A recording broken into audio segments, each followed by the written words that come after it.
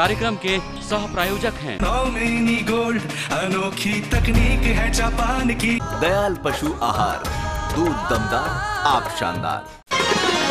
अन्नदाता, अन्नदाता,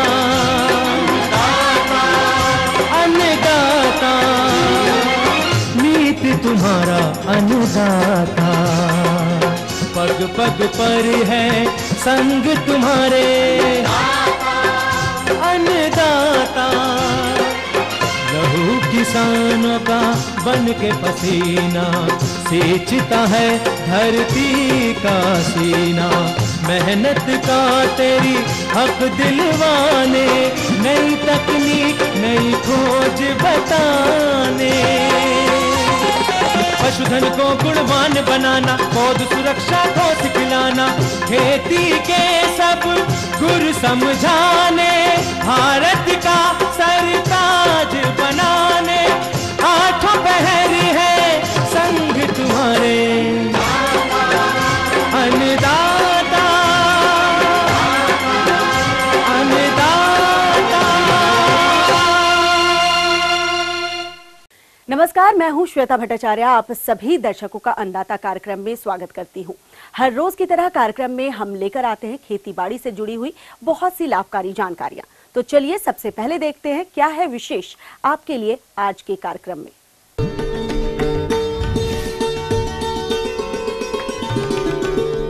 बसंतकालीन गन्ने में खीरे की खेती कर लाखों की आय ले रहे किसान का अनुभव।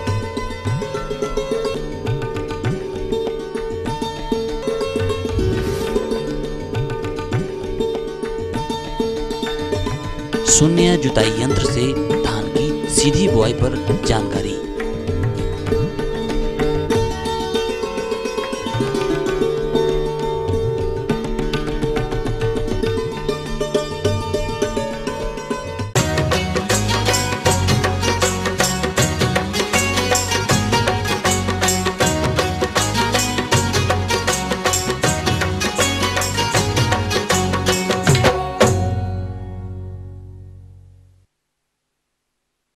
गन्ने की खेती प्रदेश में बड़े पैमाने पर की जाती है, जो कि 9 से 11 माह में तैयार भी हो जाती है और इतने लंबे अंतराल के बाद किसानों को 40 से 50 हजार ही प्रति एकड़ शुद्ध लाभ मिल पाता है।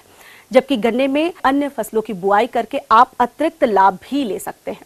आइए मिलते हैं लखनौती कला सहारनपुर के एक प्रगतिशील किसान यशपाल सिंह से, जिन्होंने मार्च माह में गन्ने की फसल में खीरा लगाया था और खीरे की फसल से लाखों की आय ले चुके हैं।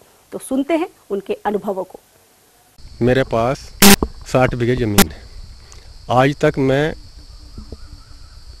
गन्ना, धान, गेहूँ ये चीज़ उगाता रहा और उसमें मेरा प्रति एकड़ 20-25 हज़ार रुपये का खर्च आता था और आमदनी मेरी एक एकड़ में से 30-40 हज़ार रुपया होया करती थी साल भर में। फिर मैं अपने एक रिश्तेदार के यहाँ गया गांव में, तो उन्होंने बताया कि आप गन्ने में खीरे की खेती करके देखें, सह फसली। तो मैंने गन्ना लगाया। तो फिर हमने इसे खेत एक सारा यो हुआ, मतलब एक खेत जो है ना ऐसा था तैयार था जिसमें पानी ना रुके। और तो फिर हमने इसमें खीरे की बुआई की। वैरायटी जी इसमें वैरायटीज हैं, एक तो नलनी है, एक आलिया है, एक 180 है, हाइब्रिड वैरायटी है। 1 एकड़ खीरा लगाया मैंने। 25 मार्च को खीरा लगाया। 35 दिन बाद पहली तुड़ाई शुरू हो गई।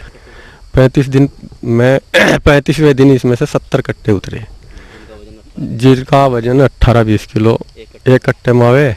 फिर उसके बाद तीसरे दिन तुड़ाई की। हमारे पर खेत कवर नहीं हो पाया।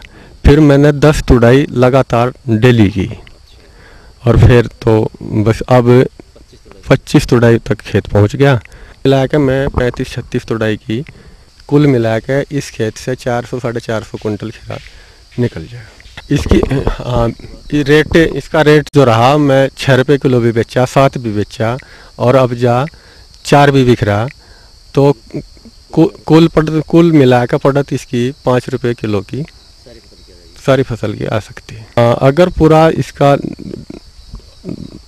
आकलन किया जाए तो मेरा खीरा 2,30,35,000 रुपये के करीब होगा 5 बीघे में से। और इसमें खर्च मेरा 65-70 हज़ार रुपये के करीब आएगा। मैं लेबर के और बीज, जाल और निराई गुडाई, खाद और इसकी दवाई, तुड़ाई और पानी, अगर ये सारा खर्चा निकाल के मुझे 1,50,000 रुपये का मुनाफा होया है, फिर ऐसा हो जाएगा। और गन्ना जो है ये तो मूल फसल है, ये इसकी भी 50 क्विंटल के करीब पर बीघे में है, 250-300 क्विंटल निकलने की संभावना है। ये भी लगभग 50,000 रुपये का, 60,000 रुपये का हो जाएगा, 5 बीघे में हो जाएगा। फसली खेती करते हैं तो एक फसल तो बचती है और मुनाफा भी मिलता है।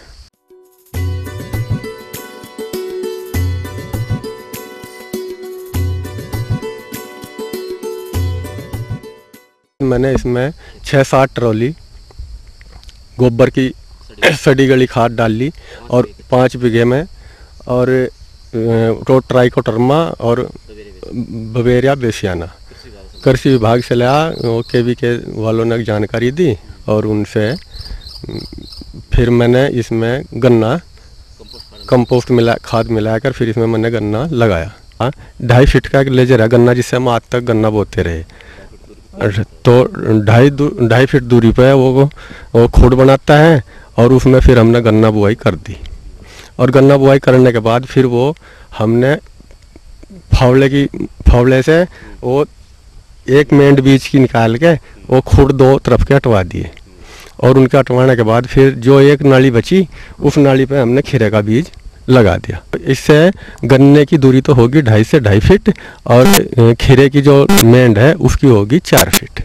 गन्ना बुआई से पहले 50 किलो DAP NPK और 50 किलो यूरिया जुताई से पहले डाल दिया और फिर इसमें मैंने गन्ना लगाया।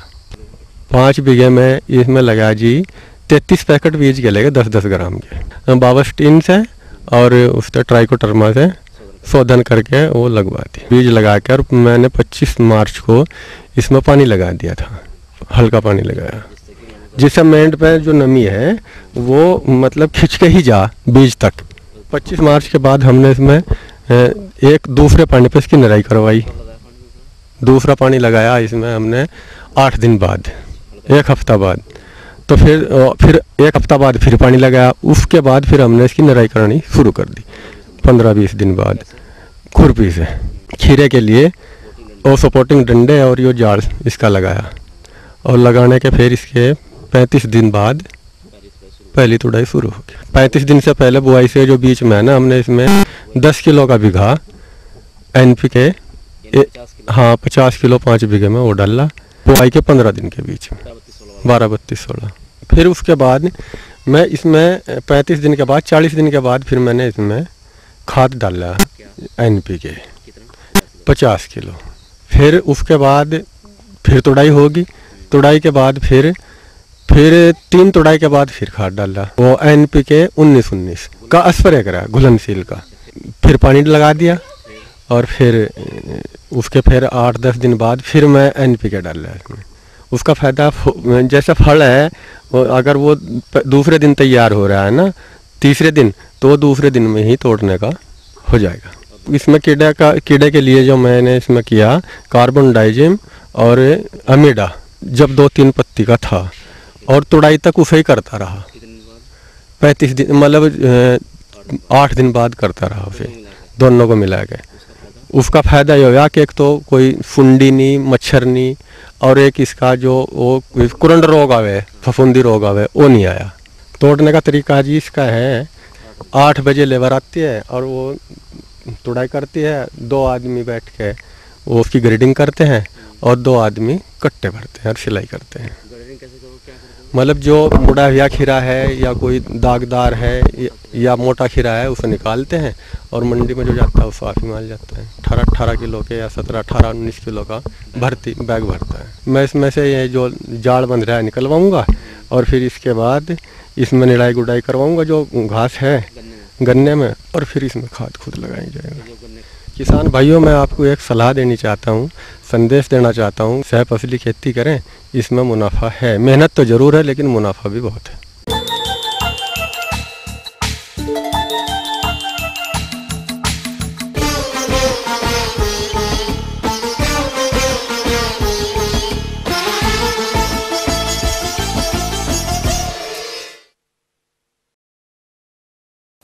किसान भाइयों, किसी कारण यदि धान की नर्सरी नहीं डाली है और आप धान की सीधी बुआई करना चाहते हैं तो ये कार्य आप शून्य जुताई यंत्र से भी कर सकते हैं। तो इस यंत्र से बुआई के लाभ और बुआई विधि पर संपूर्ण जानकारी दे रहे हैं कृषि विज्ञान केंद्र चंदौली के इंजीनियर विनोद कुमार सिंह।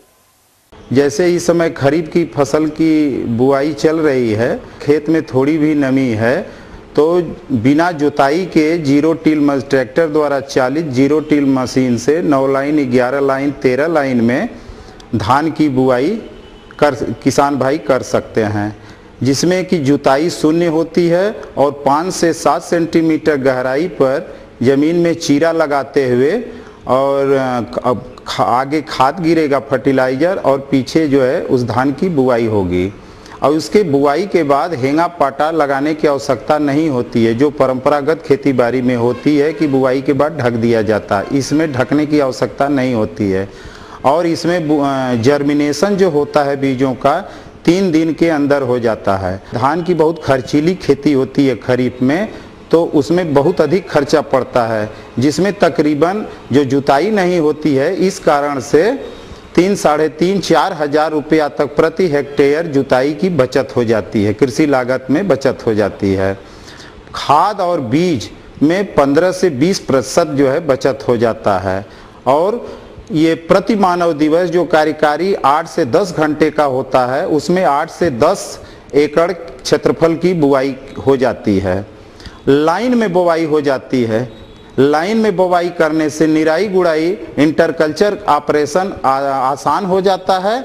इसके बाद जो फसलें हैं वो जीरो टिल मशीन से बुआई करने पर हवा के चलने में गिरती भी नहीं हैं और इसमें कम से कम पानी की आवश्यकता पड़ती है। और उसके बाद जो फसलें जो होती हैं वो दिए गए जो खेत में फर्टिलाइजर और पोषक तत्व है उसको हर जो जितने पौधे हैं वो बराबर अनुपात में रेशियो में वो प्राप्त करते हैं, जिससे कि वो सभी फसल खेत की वो बहुत ही अच्छी स्वस्थ हरी भरी होती है और उपज में 2 से 3 कुंटल का इजाफा होता है। जीरो टिल मशीन में ऊपर जो है 2 बॉक्स होते हैं, तकरीबन 1-1 कुंटल क्षमता के उर्वरक और बीज भरने की क्षमता के 2 उस बॉक्स में डिवाइडर लगा होता है। 2 पार्ट होता है, एक में उर्वरक भरा जाता है और एक में बीज भरा जाता है और उसके बाद उस बॉक्स के नीचे जो है होल होता है।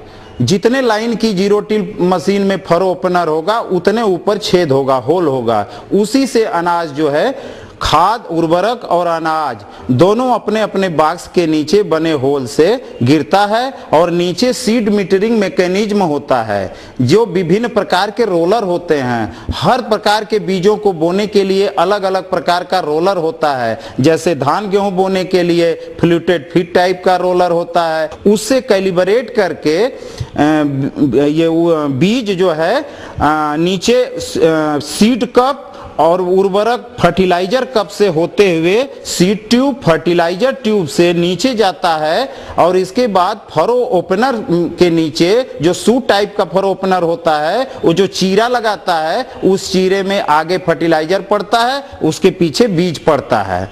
इस चीरे में इतना पतला होता है कि केवल मात्र आगे उर्वरक और पीछे बीज गिरता है। गिरने के बाद किसी प्रकार की अवांछनीय तत्वों द्वारा, चिड़ियों द्वारा उस बीज को निकाला नहीं जा सकता, इतना महीन चीरा होता है। अतः ऊपरहार क्षेत्रों के किसान भाइयों के साथ साथ वे सभी किसान जिनके पास धान की नर्सरी नहीं है या फिर मानसून में विलंब की वजह से जिनकी नर्सरी नष्ट हो गई है, वे सभी धान की सीधी बुआई में शून्य जुताई यंत्र का इस्तेमाल कर सकते हैं। परंतु इसमें कुछ और महत्वपूर्ण बातों को ध्यान में रखें, जिसके अंतर्गत अब आप 110 दिन में पकने वाली धान की प्रजातियां जैसे नगीना 22, नरेंद्र शंकर धान 118, शुष्क सम्राट, नरेंद्र लालमती, बारानी दीप, नरेंद्र 97 की बुआई को प्राथमिकता दें। बीज दर 15 से 20 किलोग्राम प्रति हेक्टेयर डालें। बुआई से पूर्व बीजों का शोधन कार्बेंडाजिम 2.5 ग्राम दवा प्रति किलोग्राम बीज की दर से करें। उर्वरक के रूप में नत्रजन 150 kilogram, phosphorus 75 kilogram, potash 40 kilogram, zinc sulphate 25 kilogram प्रति हेक्टेयर की दर से डालें।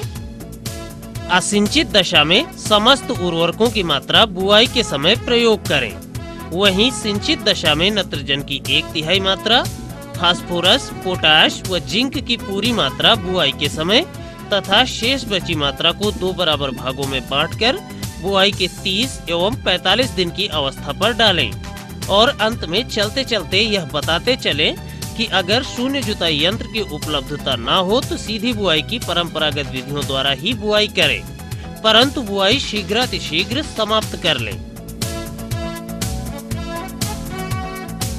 ये थी कुछ उपयोगी जानकारियां। अब लेते हैं एक छोटा सा ब्रेक, जल्द लौटेंगे और कार्यक्रम में आगे है महत्वपूर्ण जानकारियां। बने रहिए हमारे साथ।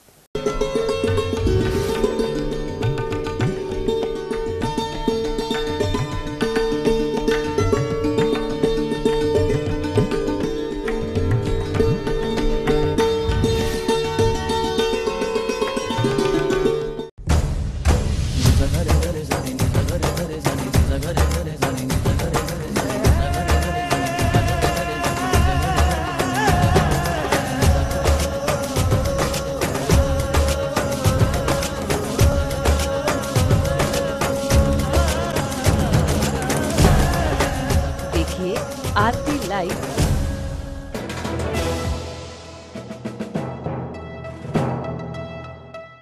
एक दिन में क्या होता है?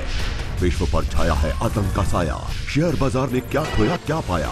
मैदान पर खिलाड़ी बहा रहे पसीना, सरहद पर खड़े हैं जवान ताने सीना। उस गांव में नहीं बिजली का तार, राशन की दुकान पर लंबी कतार। रिश्वतखोर के यहाँ छापा, मंत्री ने खोया आपा। दर्दनाक हादसे में 16 मरे। इस महंगाई में करें तो क्या करें? तो जनाब, एक दिन में बहुत कुछ होता है और सब कुछ है खबरें दनादन में।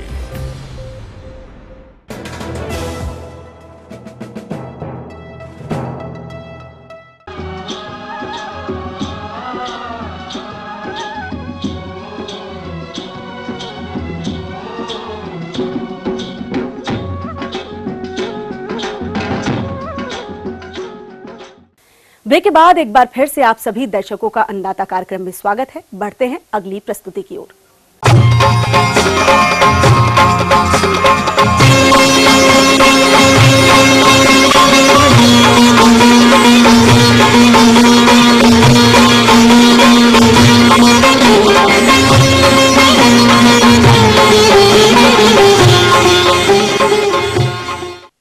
दुधारू पशु हेतु यदि आप हरे चारे में ज्वार की बुआई करने वाले हैं तो बुआई के वक्त किन किन तकनीकी बिंदुओं को ध्यान देंगे, आइए जानते हैं कृषि विज्ञान केंद्र मथुरा के डॉक्टर YK शर्मा से। खरीफ के प्रमुख चारों में हमारी ज्वार की एक और फसल है जिसपे हमारे किसान भाई जनपद में और मंडल में मुख्य तौर पे ज्वार की फसल चारे के लिए उत्पादित करते हैं। लेकिन जिन किसान भाइयों को खरीफ में बुआई करनी है, तो अगर बारिश समय से उपलब्ध हो जाती है तो किसान भाई हमारे लिए इसकी बुआई कर सकते हैं, अपने लिए इसकी बुआई कर सकते हैं।